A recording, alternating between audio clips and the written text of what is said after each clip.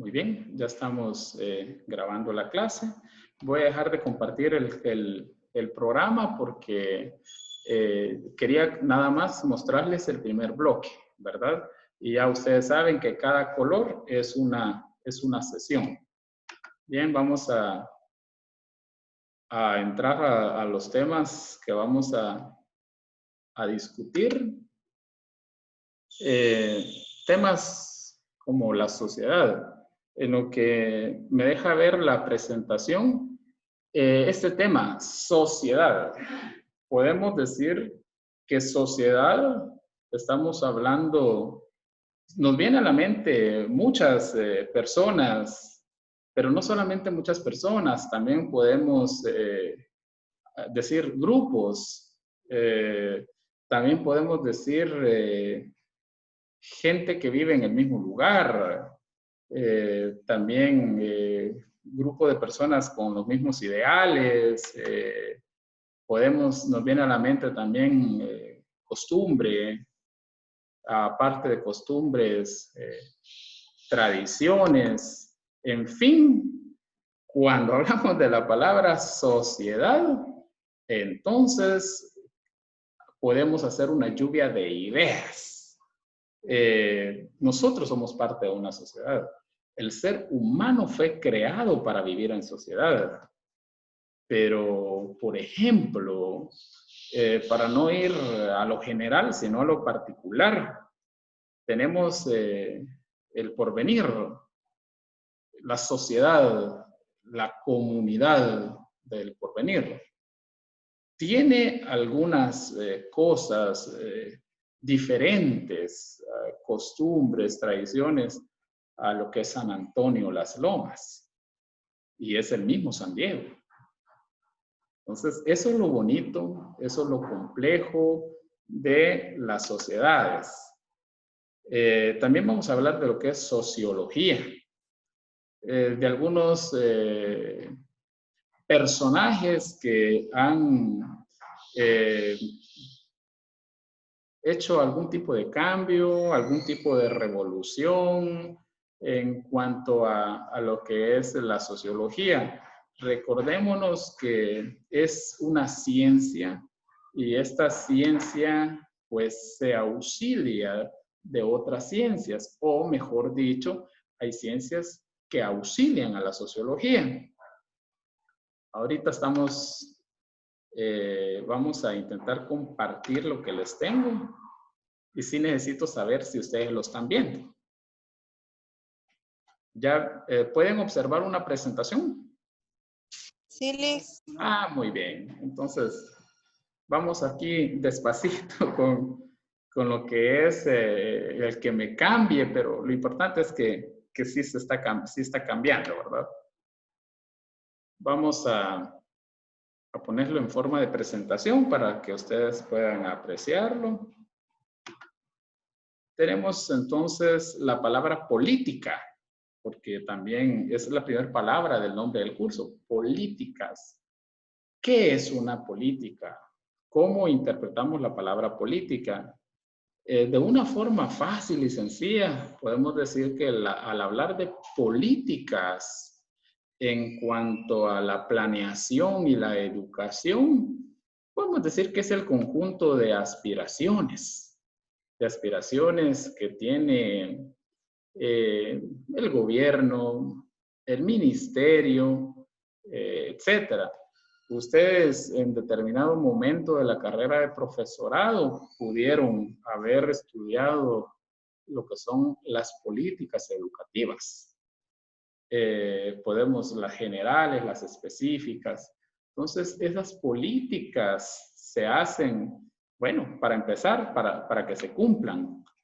Pero realmente lo interesante en estas políticas es que permitan, por ejemplo, más cobertura, permitan una mejor organización, permitan, por ejemplo, avances significativos y sobre todo que el sistema en sí o el ministerio en sí vaya de forma estandarizada, vaya en conjunto, de forma unánime, vaya de la mano, de forma paralela.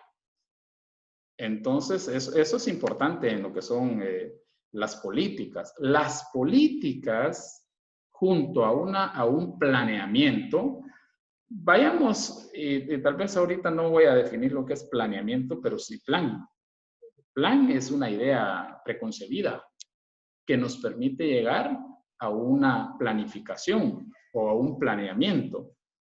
La educación es amplia, es compleja, es profunda y este curso realmente es 6 meses, pero igual no logramos abarcar en un 100% la totalidad de la importancia que tiene esta gran temática, ¿verdad?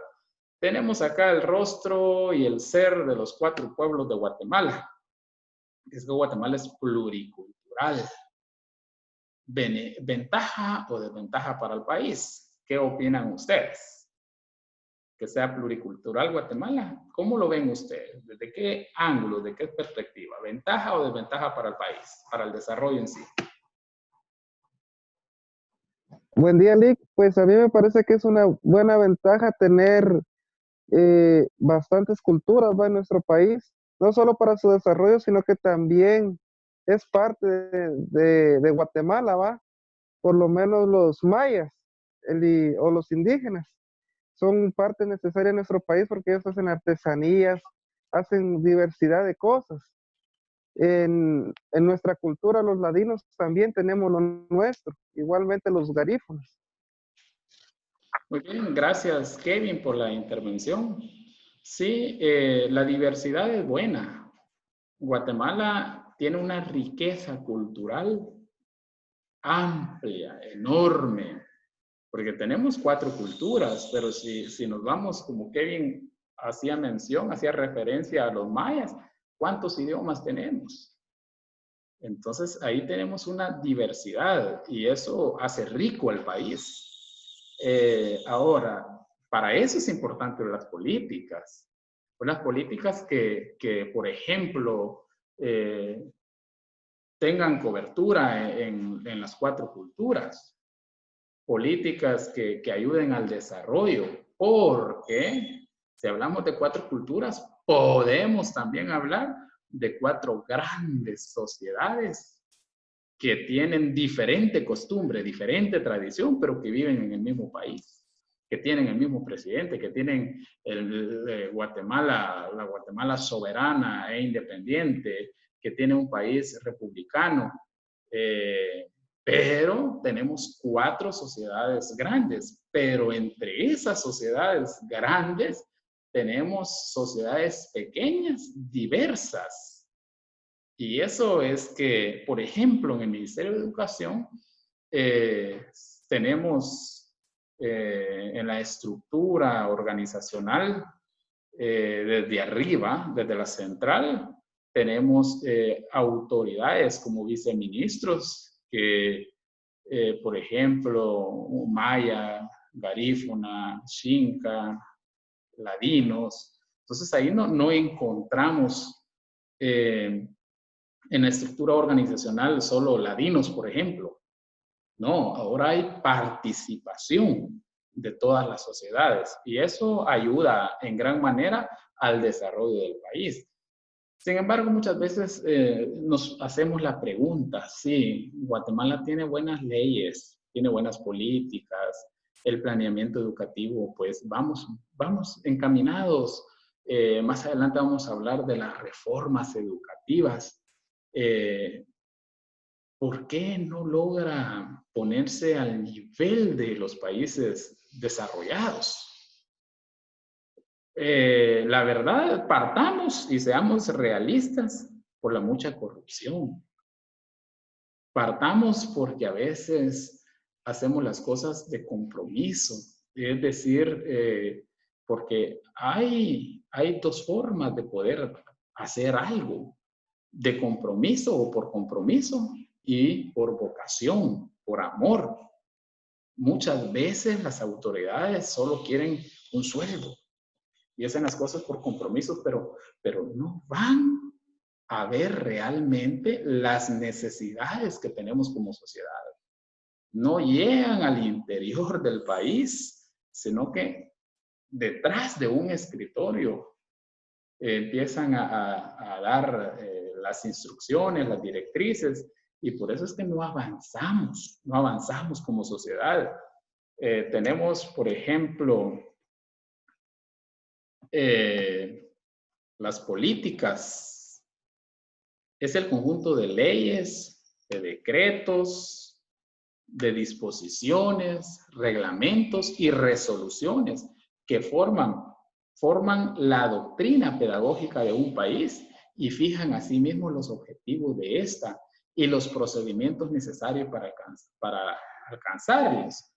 Dicho de otra manera, la política son las aspiraciones que tiene un país, pero hicimos mención conjunto de leyes, hicimos mención decretos, disposiciones, reglamentos, resoluciones, y todo esto que va enmarca la ley no es más que una doctrina pedagógica.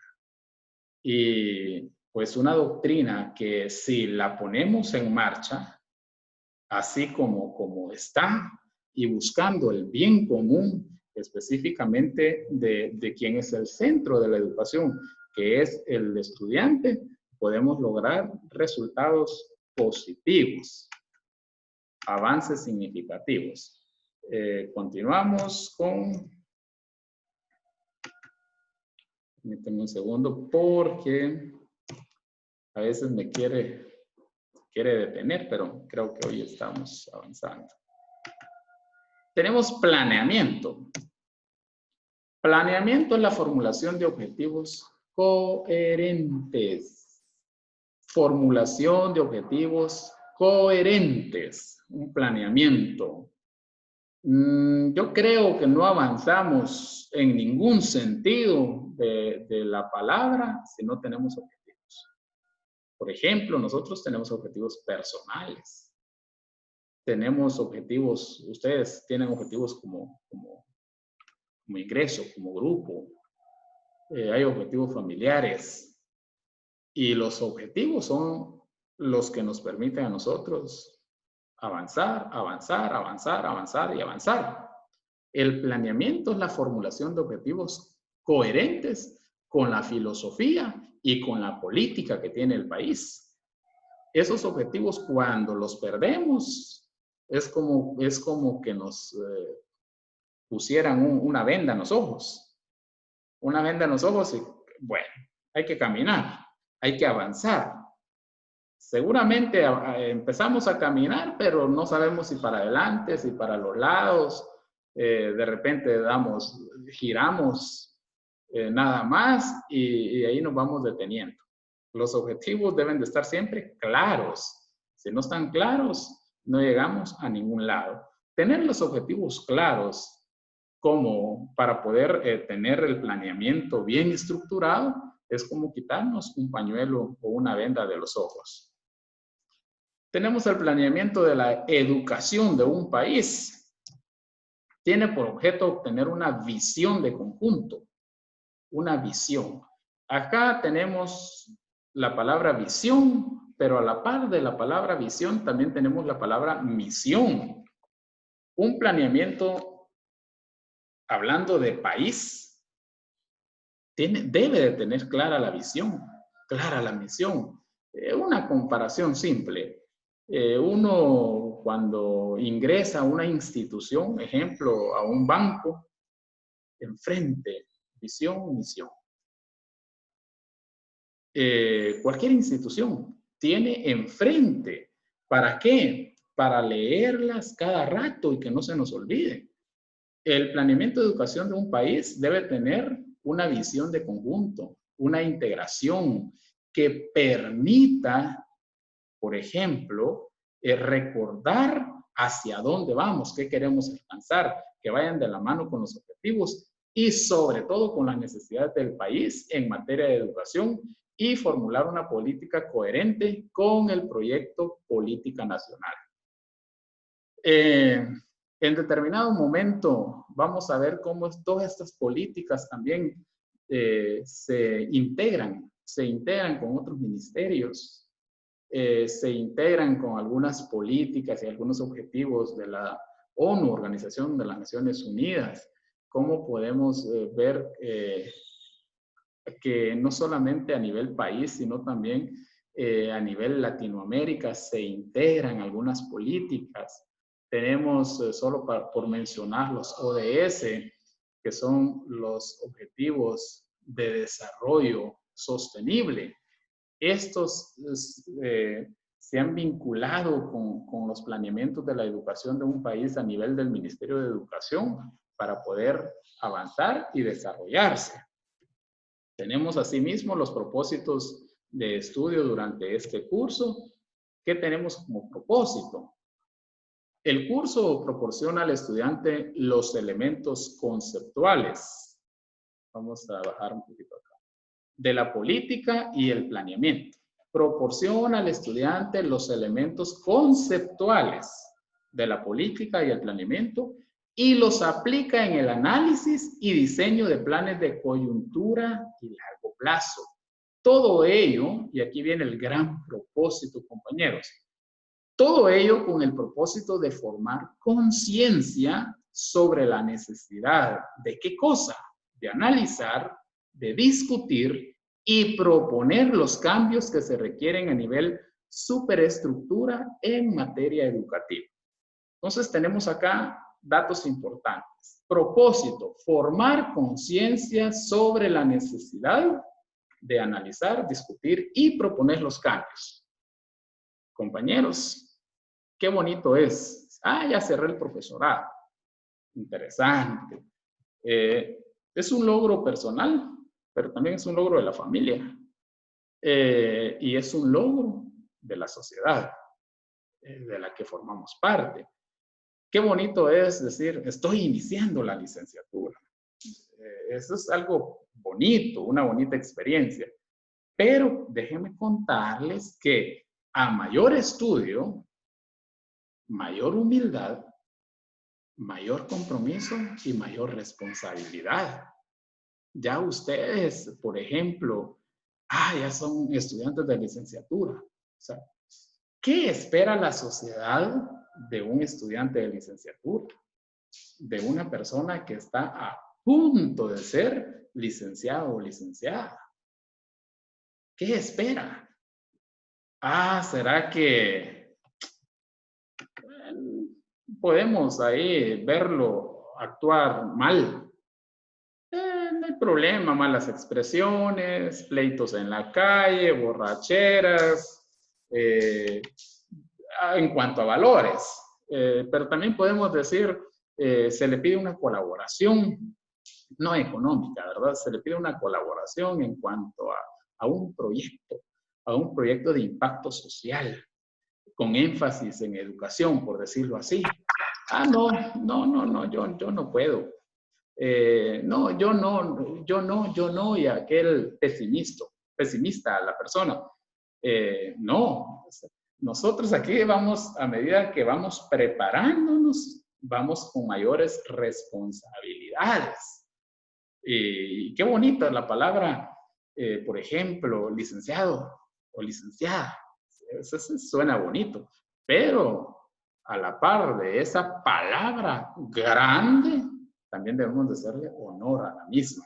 Entonces, tenemos esa responsabilidad de poder hacerle frente y que ese propósito sea crear conciencia. Ese es mi propósito grande en este curso. Aparte de poder darles los elementos conceptuales de lo que es planeamiento y política, es formar que ustedes puedan, y también mi persona, ¿verdad? Podamos tener conciencia sobre las necesidades de analizar, de discutir y de proponer cambios en materia educativa. Sociedad. Antes de pasar al término sociedad, comentarios, dudas, alguna pregunta. ¿Están ahí? ¿Escucho? No todos al mismo tiempo. Uno por uno. ¿Sí?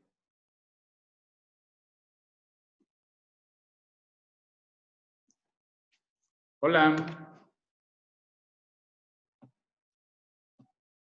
Compañeros. Sí, Lick, está bonita la clase y esperemos en Dios en comprender de mejor manera, ¿va? ¿Y qué opinan ustedes de tener esa vocación y esa conciencia para poder hacer aportes en la sociedad, tomando en cuenta el nivel académico? Bueno, pues como usted dijo, ¿va? Anteriormente, primero la humildad, porque si uno no es humilde y se cree una persona prepotente, nunca va a llegar a nada. Siempre ayudar al prójimo en lo que uno pueda, ¿verdad? Por lo menos si hablamos en el ámbito educativo, eh, un proyecto, póngale de escritorios, ver la manera de cómo apoyar, dar uno, no económicamente, sino su granito de arena para ir a dejar escritorios o algo, apoyando, ¿verdad? Un Correcto. ejemplo. Muy bien, correcto, sí, como les digo. Y es que como sociedad muchas veces cometemos un grave error. Y el grave error es esperar que los demás hagan. Ah, que lo haga fulano, que lo hagan ellos, que lo hagan los vecinos, que gestionen los vecinos. Y no es así. Si queremos nosotros crecer como sociedad, debemos tener esa conciencia, tener esos principios, esos valores y querer sobre todo proyectarnos.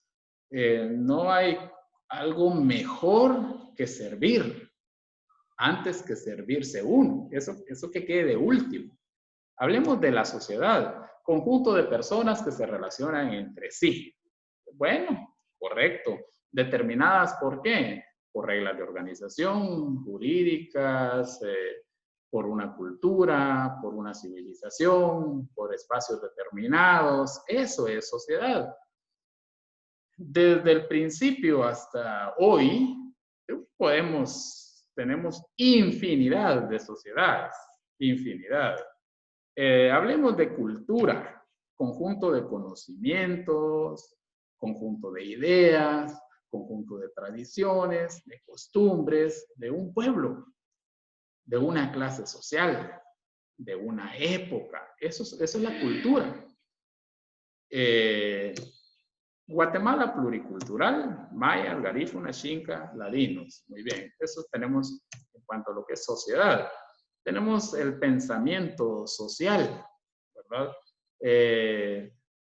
Vamos al surgimiento de la sociología como ciencia. Recordemos que según la historia, el ser humano fue creado para vivir en sociedad. Ha vivido en sociedad. De hecho, hasta siendo nómada, vivían en grupos sedentarios. Todavía fue mejor porque ya vivían también como grupos, pero en un solo lugar.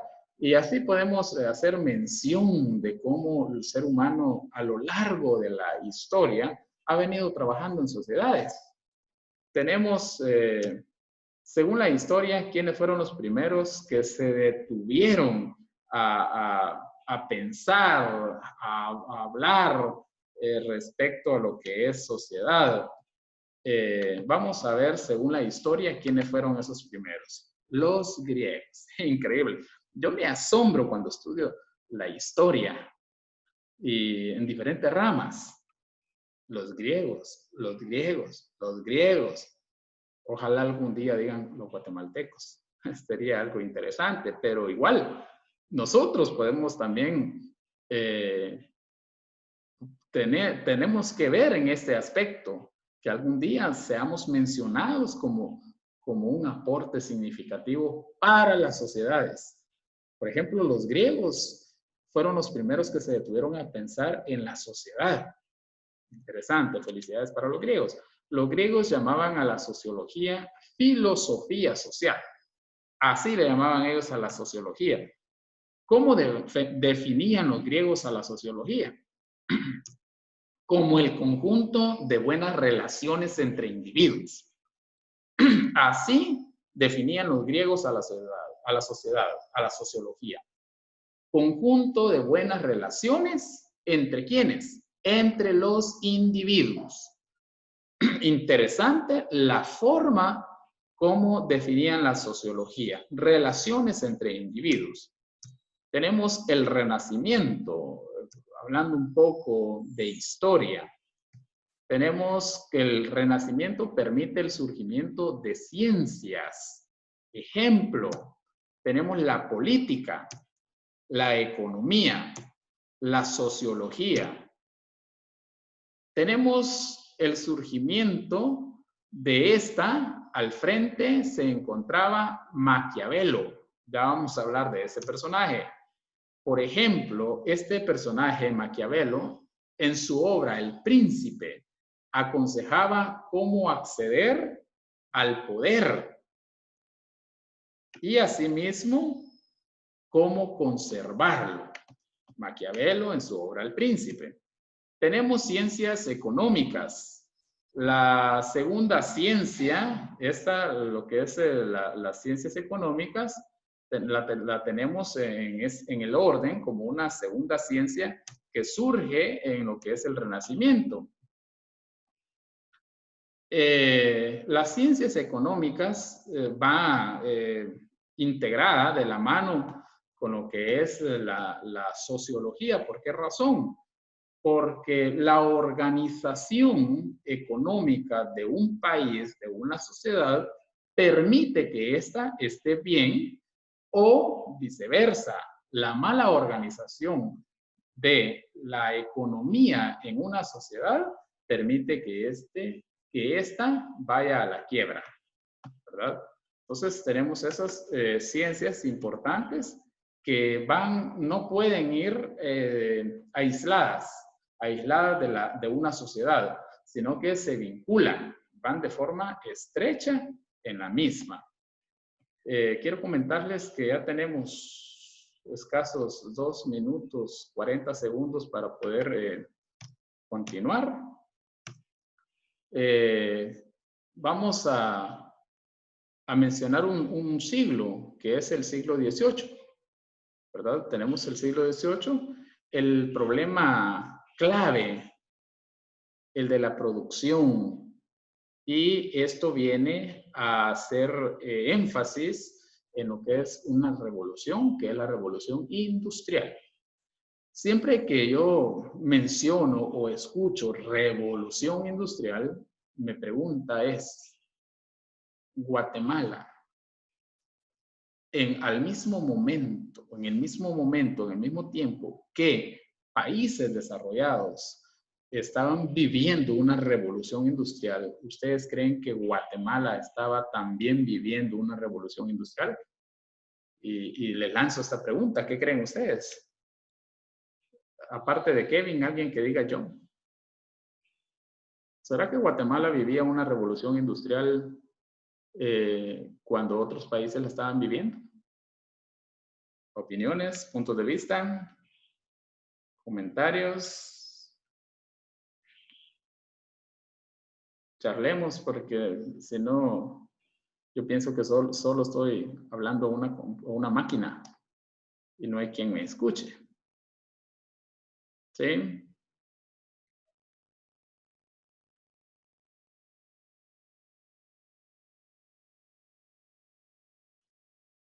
Repito la pregunta. Al hablar de revolución industrial, cuando estaba pasando ese acontecimiento en países desarrollados, ¿Guatemala también era parte de una revolución industrial?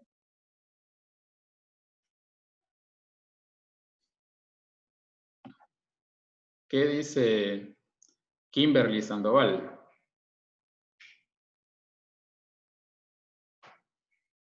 Encienda su micrófono porque está apagado. Bueno, Lick, yo no tengo mucho conocimiento respecto a eso, pero yo pienso que es igual como una historia que no se da en el mismo tiempo que en otros países, pero no sé si estoy en lo correcto. Sí, y pues era de esperarse. Cuando otros países desarrollados vivían la revolución industrial, Guatemala no la diría. Porque ustedes pueden darse cuenta, cuando en los países desarrollados surge algo nuevo,